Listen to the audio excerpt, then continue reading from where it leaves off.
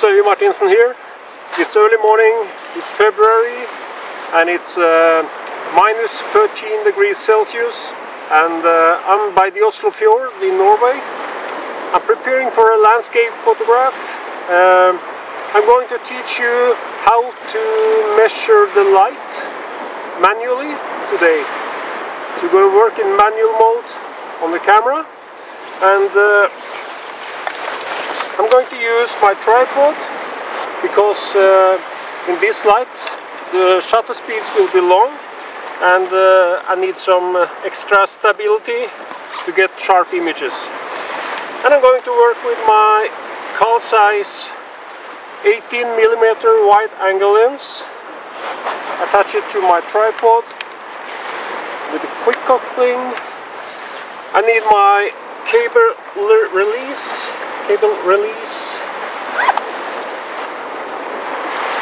and put it on here. I'll take off the sun protection and the lens protection, and I'm going to work with a foreground that is in shadows, and but I also want to include the sky. So I need the graduate neutral density filters to balance the light between the foreground in shadows and the more bright sky. So I have my graduated neutral density filters here. I'm using the Gale Rubble and Daryl Benson filters from Stingray, and I'm going to take out 3 filters. We use probably I will use the 2-stop pod, but I also have 3-stop pod and 4-stop pod here. Take them out of the bag, put them in my pocket so they are ready. I found this nice foreground. I have some rock formations, some ice, and some boulders and small rocks. I'm going to have them as my foreground, and I'm using my 18mm wide angle lens, and that's my favorite lens because then I can arrange the foregrounds as strong elements in the compositions, and I can then play with that foreground together with the sky. And how much of the sky I include depends on what's on the sky. So it may be some colors and different light, and I see what happens on the sky before I decide how much of the sky will include. Sometimes it can be a large part in my compositions, other times it's just a small strip of the sky. So I'm going to measure the light manually, and I want to do it by setting my camera to manual mode.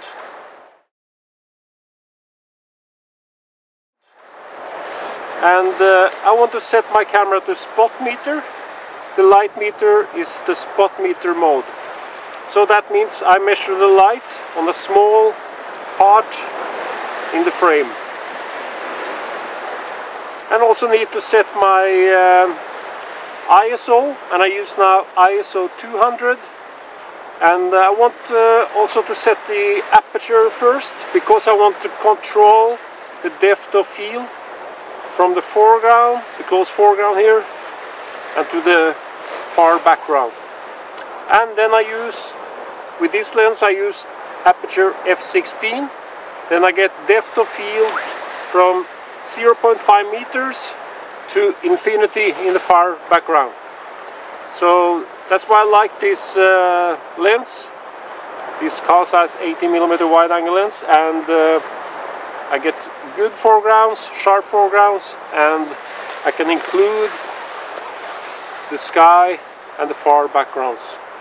So this is my favorite lens. I use it maybe for 90% on my images. So I have set everything, manual mode, the spot meter, light metering is in spot mode. I have set the ISO to 200, and I've set the aperture to f16. Then I need to tilt the camera down and measure the light here on the rock in the foreground, and now I want to adjust the exposure time, the shutter speed. So adjust the shutter speed so I get the correct exposure. So then I adjust the shutter according to the light here on the foreground. And in manual mode we control everything on the camera, the ISO, the aperture and the shutter speed, but you need to have the correct settings to get a correct exposure. So first I set the ISO to 200, then the aperture to control the depth of field. Now I set the shutter speed, and now I'm down at 2.5 seconds exposure. So that's also why I need a tripod, because you can't handle it for that long. Now the exposure is correct, then I can tilt the camera up again and I can compose.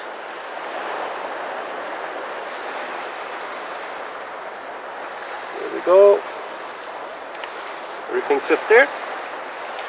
And now I want to balance the light between the foreground and the sky.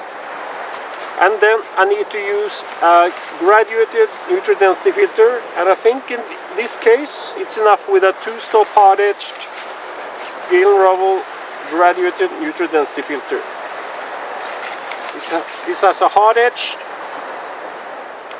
and it's very easy to use, and the hard-edged filter is very good when you have a straight horizon, which I have now, and I balance the light between the correct exposed foreground, and then I balance the light with on the sky with the filter.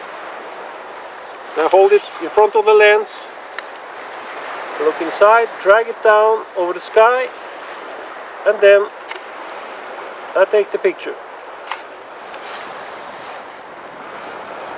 Yes, nice.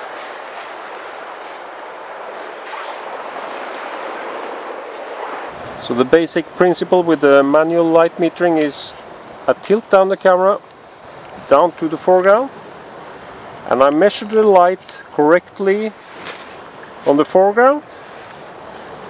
And in manual mode, when you change your position again, the light metering is the same. So the foreground is correctly exposed, but now you can see the clouds are too bright and the sky is too bright. And I need to darken the sky with the graduated neutral density filter. The exposure on the foreground will stay the same, but the clouds need to be darkened a little bit. So I take down the filter down to the horizon, and you see we have a different balance and a better balance between the foreground and the sky. So in landscape photography, manual light metering is very useful. So I recommend you learn this style of light metering. Then you will get better pictures. I'm using the graduated neutral density filter in front of the lens, and I hold it in the corner here, and I look inside the composition and drag it down to the horizon, and then I take the picture. Now I found some better light in another direction, so I changed the position, but I'm going to use the same principles. I tilt the camera down, spot meter the light on the rocks. I tilt the camera down, measure the light correctly on the foreground with the spot metering, and then tilt the camera up again and get the right composition, and then look. I need a straight horizon, so there we go, around there. Now you can see we need to balance the light on the sky with the filter, so I drag the graduated neutral density filter down, then you see you get better details. Now I use the 2-stop hard. 2-stop hard, graduated neutral density filter. This is without filter. This is with.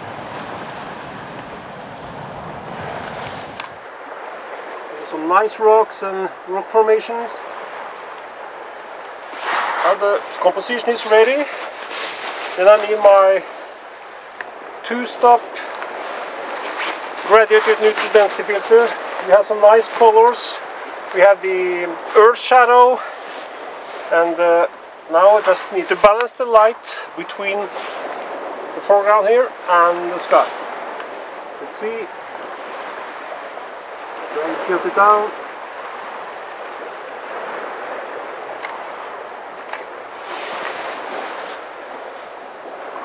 Yes.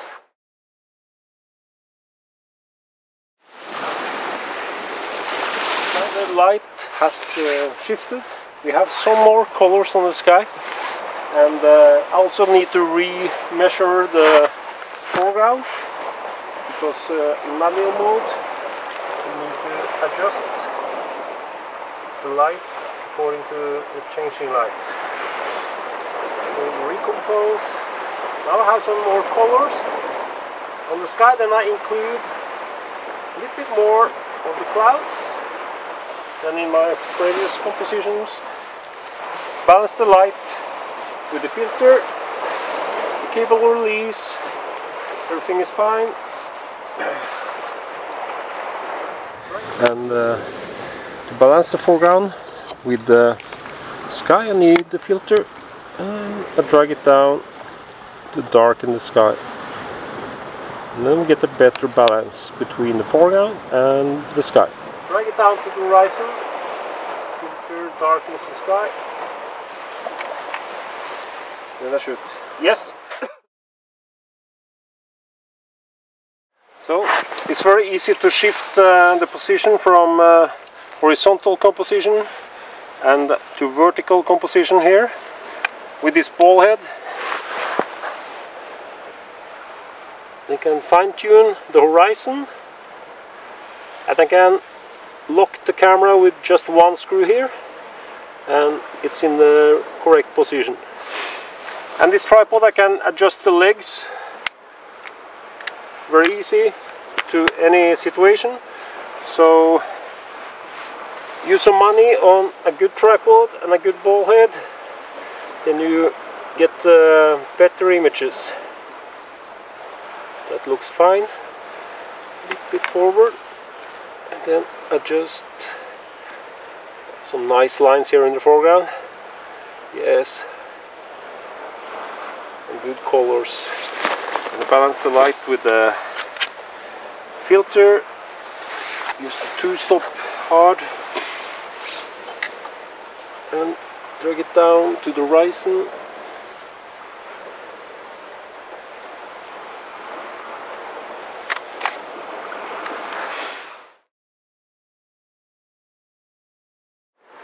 It has been a nice morning here by the Oslofjord.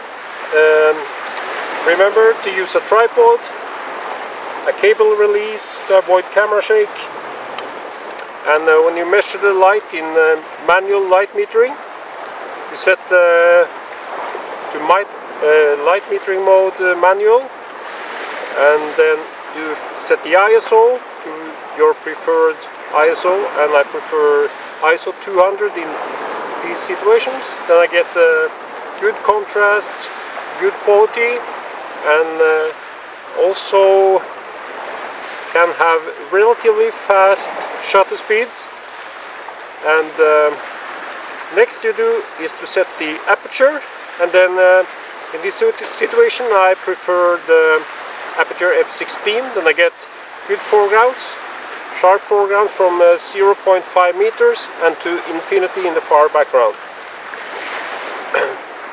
Once you have set the ISO and the aperture, then you must fine-tune the exposure, the shutter speed, and then you tilt the camera down, measure the light on the foreground, adjust the shutter speed so you get the light metering into 0. You can see that inside your camera. Get it in 0. Then you can tilt the camera up, and then your light metering will not change. And then you have the foreground perfect, but the sky isn't perfect. So you need to use the graduated neutral density filters to balance the light between the foreground and the sky, because the sky is brighter normally, and here I worked in the shadows, so I had the rock in the shadows and I had the bright sky behind me here. So let's go inside and boil some coffee and take a look at the pictures on the computer. Hi again, I'm in front of the computer, and this is my first composition. I found these beautiful arty rock formations here and the lines here. It's very interesting in the foreground, and I have the rocks and the beautiful sky. The next image was a little bit more colorful, and we can take a look at that.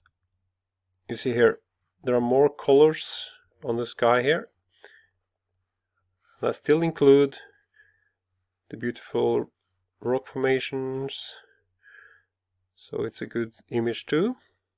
Then I turn my camera to the right here, and then I got this one. So it's a different composition, but also interesting. We have these diagonal lines here, and the rocks and good colors here. And the next one, I shot one vertical, also interesting. So good colors and good lines here in the foreground. So that's one of the advantages with that Carl Zeiss 80mm wide angle lens. I can arrange the foregrounds, so I get strong foregrounds and can combine them with the colorful sky. So that was it for today, and thank you for watching, and I'll see you in another video.